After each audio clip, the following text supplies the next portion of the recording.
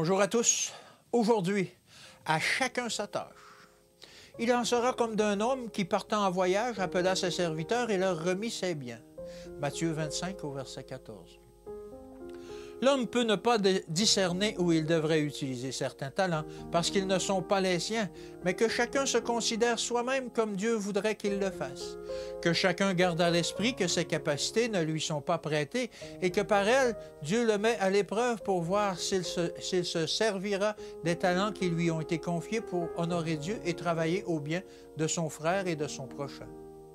La sainteté qui consiste à se vouer entièrement à Dieu est totalement acceptable à ses yeux.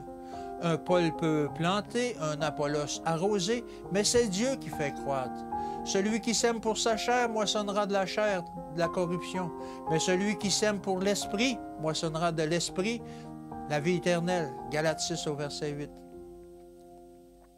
Dans le monde naturel, les forces invisibles sont constamment à l'œuvre pour produire des résultats essentiels. Mais la moisson à récolter dépend du grain qui a été semé. L'homme ayant fidèlement préparé le terrain et semé la graine, Dieu doit travailler constamment pour faire germer la graine. Il en est de même dans les domaines spirituels. La parole du Dieu vivant est la semence. Christ est le semeur. Et à moins qu'il ne soit constamment à l'œuvre dans le terrain du cœur, il n'y aura pas de moisson. Vous êtes le champ de Dieu, l'édifice de Dieu. 1 Corinthiens 3, verset 9. Dieu a donné son Fils afin qu'il meure, lui juste pour les injustes, dans le but de susciter une glorieuse moisson d'âme. Le cœur humain est la plate-bande de Dieu et la justice du Christ doit y être chérie. Que personne ne mette sa confiance en un homme, mais qu'il la place en Dieu. Que chacun fasse preuve de sa foi, montre qu'il n'est pas un nain en religion, mais qu'il va croissant sous la rosée et les averses de la grâce du Christ.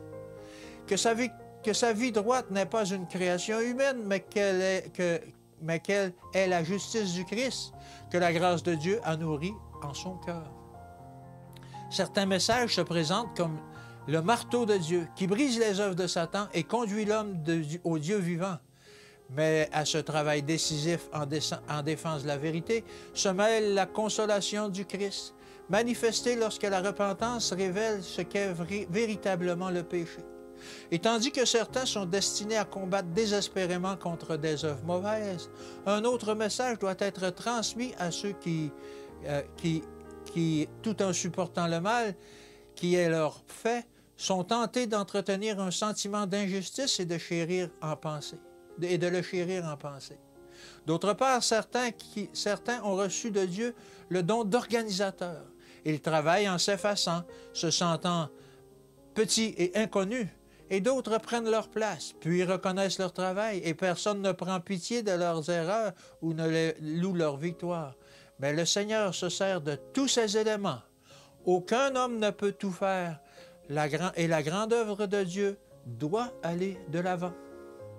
Que Dieu vous bénisse et qu'il vous garde, et à demain.